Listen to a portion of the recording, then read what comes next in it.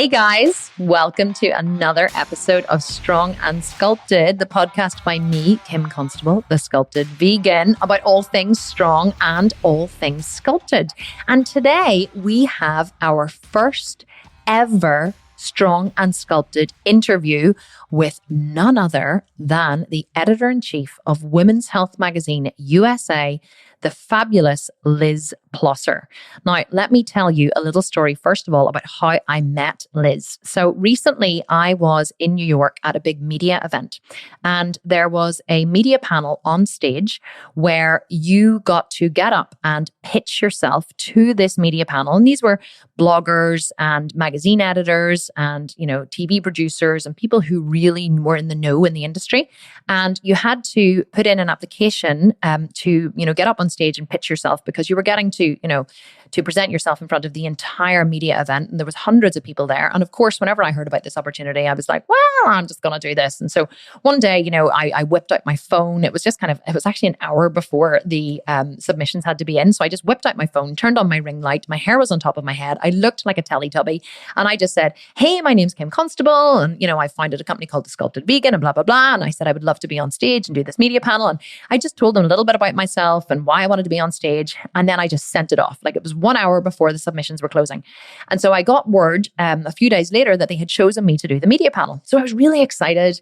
And I decided I was going to make an impression. I bought the most beautiful green dress because I'm obviously Irish and this was in America. So I wanted to make an impression as the Irish girl wearing green.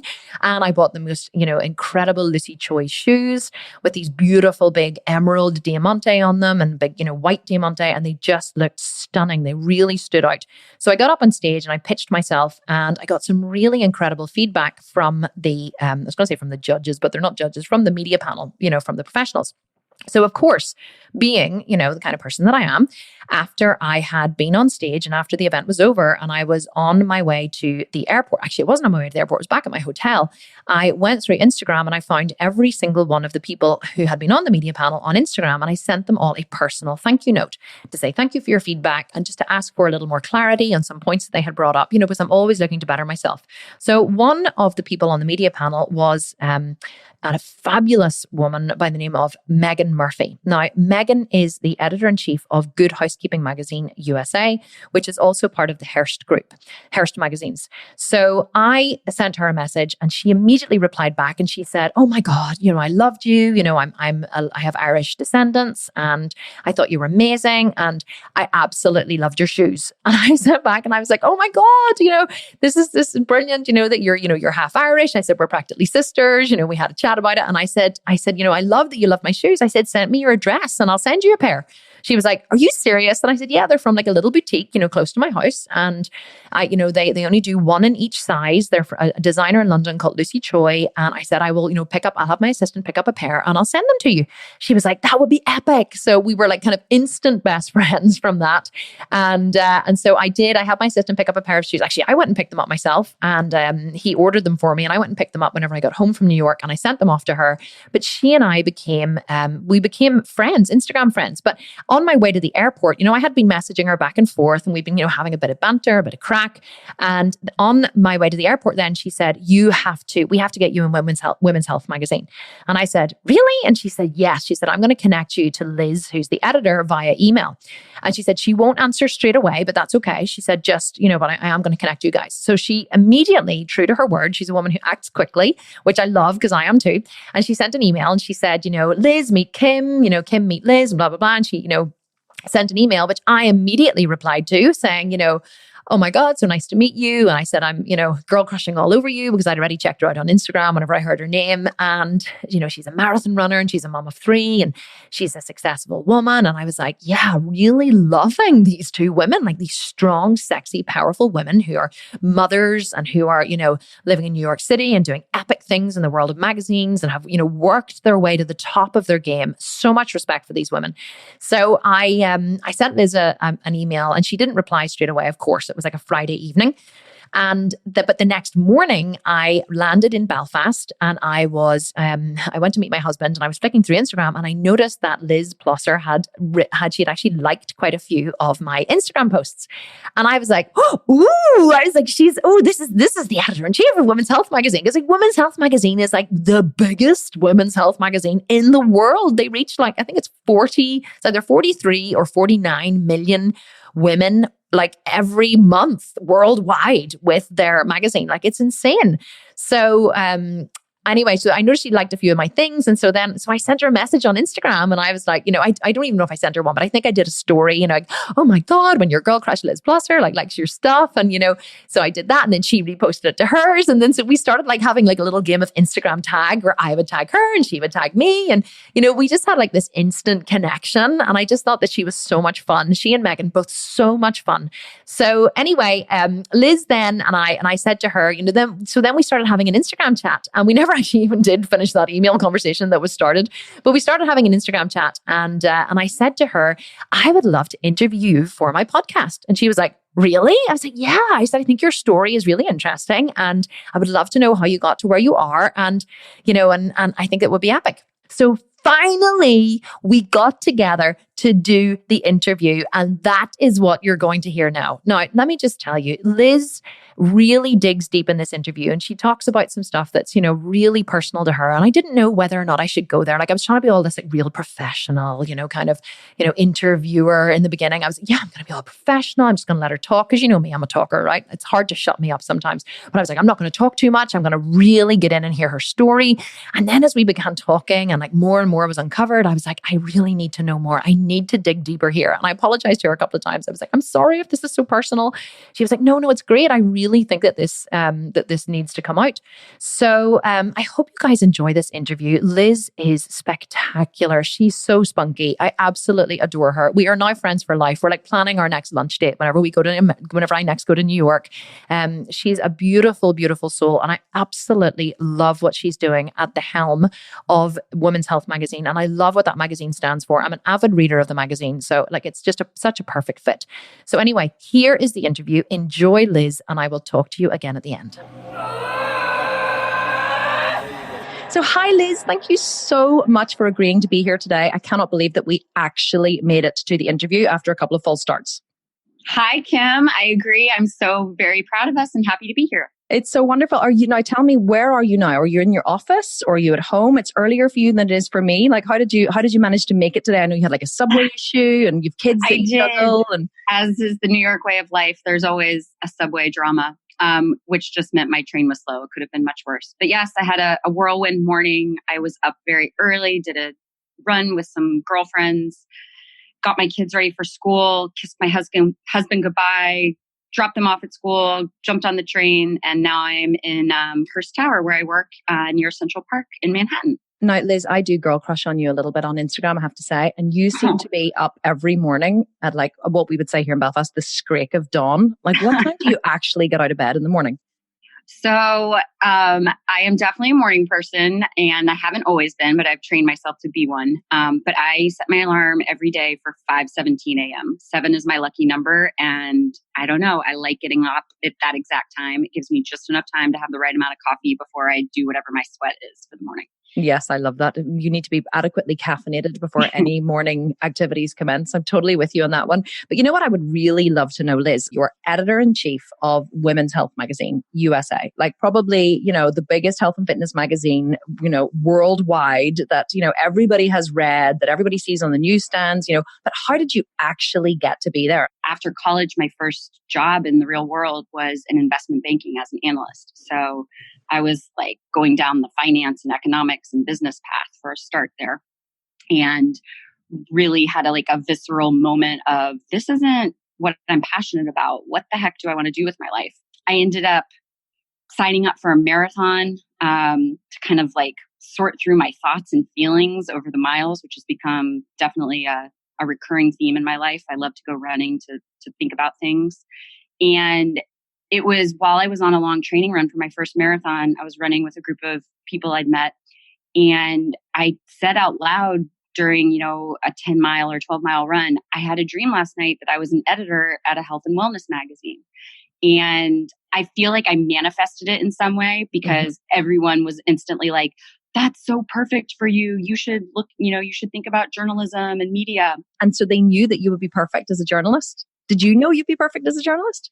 I didn't know. I was so scared to make the leap. And it was hard to break into the industry, but I loved it from the moment, from day one. I knew in my heart and soul, like this was the right choice. This is it. You are like super fit. Like you're fit in a way that I'm not fit. Like I can go and lift heavy stuff, but I'm running a marathon. I think I'd probably collapse after the first mile. When did you get into fitness? Like have you always been into fitness? Is it something that you learned when you were older, or is it something you've always loved doing? Sports and sweating and lifting and, whatever form of fitness it is, it's just always made me feel good. Like a stronger, clearer, sharper, more confident woman. So I think I was kind of born with that streak.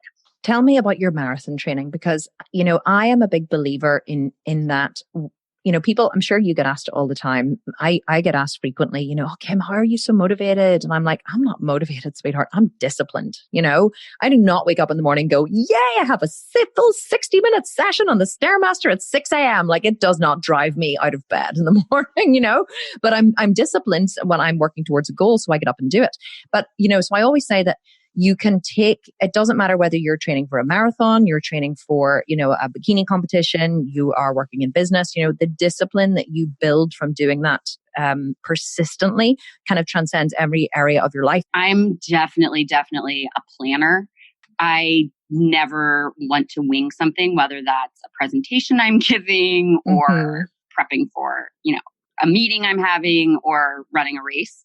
So I needed and wanted to do it with a group and to have a coach who told me exactly how far to run every day and, build out that training schedule for me. So that's how I did it the first time. And I really just stuck to the plan. And I would say after the first one, deep into my training and on the day of, I kind of had a sense or a taste that like, oh, this isn't just a situation where I hope I finish it. This is like, maybe I should have a time goal in my brain.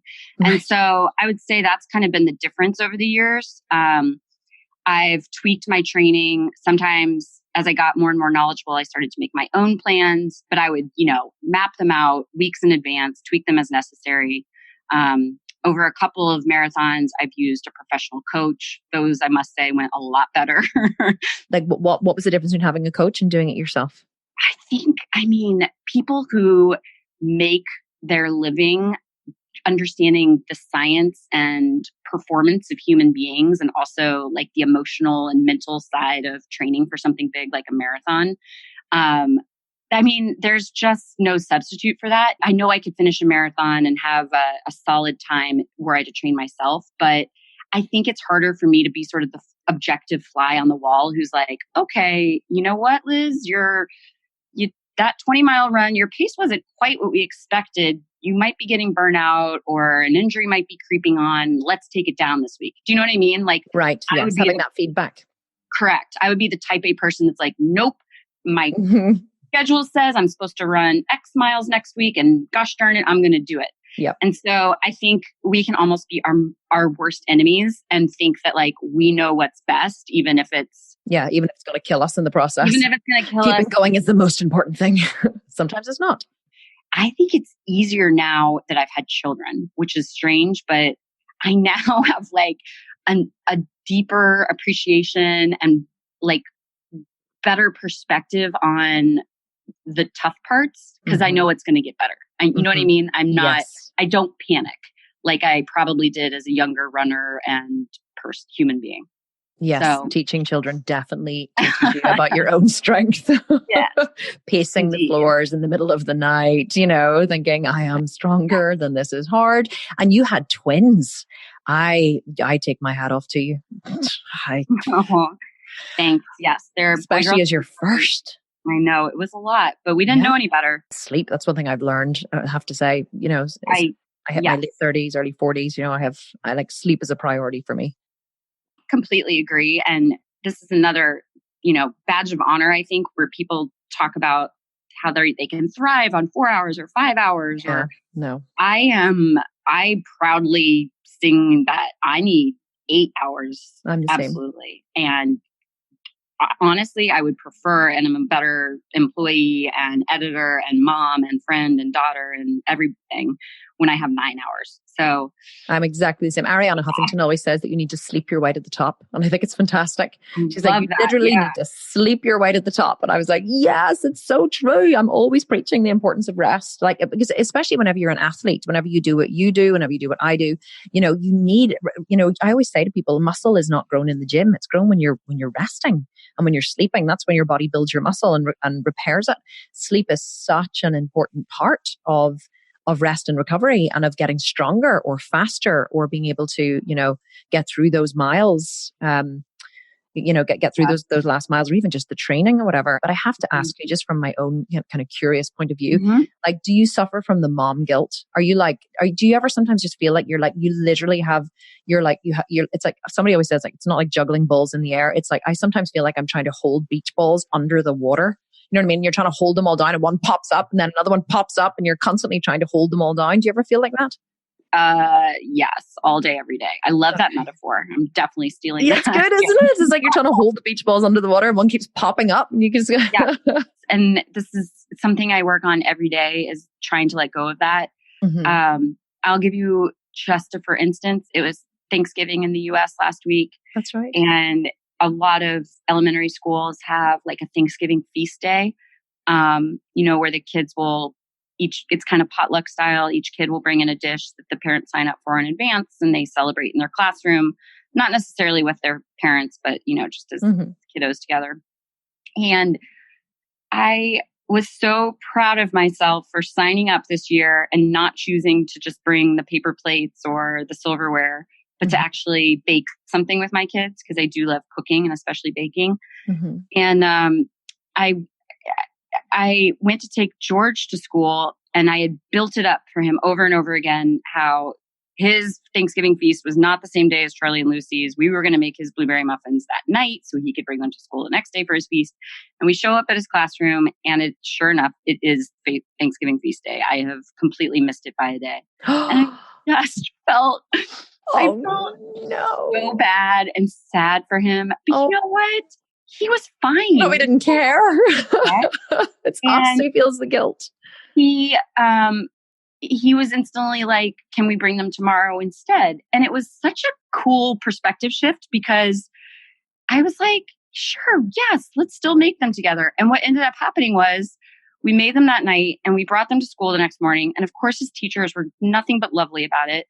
And the kids, his classmates, were so excited. And his treat actually stood out more than they would have, you know, amongst 15 dishes on the actual feast day. It ended up being, silver lining was, he was like the special hero who brought treats the last day before the holiday. And it all worked out. And I need to just remember that story. Do you ever think about, okay, what constitutes success for me in my life? What constitutes success professionally? What constitutes success within my family, within my relationships? Like, do you have... You know, are you a goal-oriented person? Yes, I'm very, very much goal-oriented. I joke with my husband that I am like the ultimate lover of gold stars. Right, I am too. I would say, gosh, and I'm curious what your thoughts are, Kim. Maybe it's not as healthy to apply that type of gold starness to family life. I just feel like it's a little more of a gray zone, and maybe that's a good thing. I mean, I'm thinking about like when we were trying to start a family, I had this vision in my head of, we will have this number of kids and they will be this far apart and I will have my first child when I'm this old. And of course I knew that life is crazy and you never know what happens. And it wasn't like I was, you know, obsessing over that. Of course. But when it doesn't go as planned and you don't reach your goal on the timeline that you have in your brain, that can be devastating. And that certainly happened for us. We had a lot of troubles conceiving and had to go through fertility treatments. And it was it was a transformative, there was a dark time in my life. It taught me a lot, but I also learned, like the blueberry muffin story, sometimes the most beautiful things that happen are when you don't reach your goals or you don't get them on the right timeline. Like otherwise I wouldn't have Charlie and Lucy, my amazing twins, who are the most awesome kids ever. But you also go through, like, I haven't, I was kind of the opposite. So I met my husband on the 23rd of January and was pregnant on the 12th of February. Oh my goodness. And he wasn't my husband, obviously, when I met him. He wasn't even my boyfriend at the time, but he was my boyfriend 2 weeks later, evidently. Right. So we celebrated our first anniversary with an 8-week-old baby and a mortgage. Yeah, it was crazy. And so now, of course, here we are 15 years down the line, as happier than we've ever been. It was obviously meant to be. I've never gone through fertility treatment, but I can imagine how tough it would be because your whole womanhood comes into question in a way. You're like, is it me? Is it him? Like, I'm a woman. This is what I'm supposed to do. Like, I've been brought up to believe I get a job and then I find a husband and I have babies and now I find I can't. And I can imagine, especially for someone who's as driven as you, as focused as you, and obviously as talented as you, I'm sure you've been able to achieve a lot in your life. That's something that you almost just have to give up to God, isn't it? To like, I would have struggled a lot with that. I certainly would have probably seen it as a personal failing, which is ridiculous because it's not, but I know that would have been a transformative time for me. And I just wondered, do you feel that it made you a stronger person? Like, did you have to really dig deep and come through the other side? And please just tell me if it's getting too personal. No, I'm happy to talk about it. I actually think it's something I haven't started talking about till recently, but I think it's crucial actually for me to tell this story in my position at Women's Health. It's like there's so many families and people who suffer from infertility and struggle to conceive, and it's a shame that in our world it's like the secret that we all are hiding. And there is stigma around it, and I think that's partially why women do feel that way, that like this is a failure of them as a woman, that biologically that's part of your purpose on this earth. And that's just, it's so much pressure to put on yourself. It's a lot. It was a very, very dark time for me. And I do think, for anyone going through this, I know everybody handles it in their own way and whatnot, but I've never met anybody who went through it who was like, no big deal. It takes a toll, and in varying levels and in varying ways on women. But I think, yes, 100% I'm stronger because of it. It probably, even what we were talking about earlier about that perspective I have on training runs where I'm less freaked out by the tough miles or the tough days. Right. Okay. Makes sense because it's going to get better and it's not always going to feel this awful because I have gone through the darkness and come out on the other side. And I would say the other thing I really learned from it is that everyone's got shit. We're not maybe all talking about it, probably not talking about it, but there's so many complicated layers to us as human beings. And I think the biggest thing it did for me was give me this new power of compassion. And I like to think I was like a kind, compassionate person before, but I have like new sensitivity for empathy and sensitivity, and there's so many tough things that happen to us as humans. And if you can take those experiences and use them to help or support or at least not make people feel worse. Yeah. What a beautiful, beautiful outcome for such a hard thing. I think as women, we put so many pressures on ourselves. Society puts pressures on us. We're conditioned this way. And I think women today have a bigger pressure than ever. And that's why I was curious just to know how you juggle it all and how does it affect you emotionally, because you have a very busy, high-powered job. You're managing a team at work and you're managing a team at home, and you're still managing to look shit hot every day and be successful and be fit and, show up to work in your elevator and your new outfit. Like, I'm totally following you on Instagram. I only take pictures of good days. What would be your life advice for someone who wants to be successful in something? Because you've been successful in so many different areas.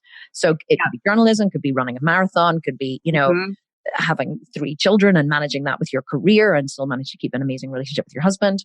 What would be the kind of one piece of advice that you would offer? So I love that question. I would say, and this applies to all aspects of life. I personally apply this in my personal life, in my professional life, in my fitness life, just sort of embracing the imperfections of your life and knowing that it's okay to let go of the struggles or the tough moments or the things that you didn't handle exactly as you wished you would have. because dwelling on them and sitting with that, it doesn't help move you forward. It doesn't help, as you said, any of your teams, your team at home, your team at work, wherever it is. You need to take the learnings from that situation and use it as momentum to push you forward and be better the next day. And so my all-time favorite saying, and I put it on my Instagram every so often, is let's make better mistakes tomorrow. I love that. It gives you permission to not be perfect, and also allows you to take positive action and, just really improve yourself and your life from those mistakes. That they actually make you a better person. Yeah, I agree. I love that. We used to have a failure chart for my kids in the house. People used to come in and used to say, what is that? Like, they saw it as such a negative thing. That's their failure chart. And they used to be like, well, how is that a positive thing? I'm like, well, because the more times they fail in a week, then the more new things they've tried and the more chance they have to succeed. I was like, if you don't fail, you're never learning anything. And they were like, oh, they thought this was weird. We would have a failure chart for the children, but the kids used to go, yeah, mommy, I failed today. And they would try all these new things and they would fail and then they would try again and they would succeed. And I think it's so important to embrace your failures. And I tell me the quote again so I can put it in the show notes. Let's make better mistakes tomorrow. Let's make better mistakes tomorrow. I'm totally going to steal that one. And I'm stealing your failure chart. Tell me, how can we find out more about you? Like, do you have I know you have an Instagram. Do you want to tell us, if they want to follow you on Instagram, where can we read the magazine online and obviously pick it up in stores? Give us all the juicy details and we'll write it in the show notes as well. Okay, perfect. So I would love it if you would give me a follow on Instagram. My handle is Liz Plosser. So that's at LIZP, like pink, LOS like Sam, S like Sam, ER. And then you can find Women's Health all over the place. We have 14 different international versions. The United States version that my team works on is available all over the world too. So you can find that on newsstands. You can read us online at womenshealthmag.com. And you can follow us on Instagram at Women's Health Mag. And again, all of our sibling brands all over the world have their own handles and feeds. So feel free to give them a follow as well. Yay. We'll actually, like I said, you don't have to write any of that down. If anyone's listening, we will link to it all in the show notes. And we'll also link to Liz's Instagram. You should totally follow her because her Instagram is so funny. Liz, this was absolutely amazing. Thank you so much for spending your time. I know it's like the start of your working day. So to come here. Wonderful. No better way to start it. Thank you, Kim. I'm just overjoyed to be connected with you. We will speak very, very soon. Thank you so much again. Thank you. Bye, Kim. Bye. Well, guys, what did you think? Isn't Liz absolutely amazing? And I've really noticed a change in the magazine since she took over. There's a lot more about the mind in there. And I can really tell that, because Liz herself is such a deep thinker, that really translates through to the pages of the magazine. So I hope that you will pick up a copy of, Women's Health magazine, wherever you are in the world. I'm here in the UK. We have a UK version. If you're in America, you'll get it obviously on all newsstands and things like Liz said. But definitely give Liz a follow on Instagram as well. Tell her, send her a DM and say hi and let her know that you came from The Sculpted Vegan because, she's such a beautiful soul and she does reply to most of her DMs. So anyway, guys, thank you so much for tuning in today. Don't forget to leave us a review on iTunes. We give away a free program every single month to somebody who has left a review on iTunes. We just gave away a Sculpt and Shred program worth $1,500 this week. So, and then we announce you on social media and we celebrate you. So definitely hop on over to iTunes, leave a review. Hopefully you will win one of the Sculpted Vegan programs. And I will see you next week, or you'll hear me next week for another episode of Strong and Sculpted. Thank you so much for listening, and bye for now.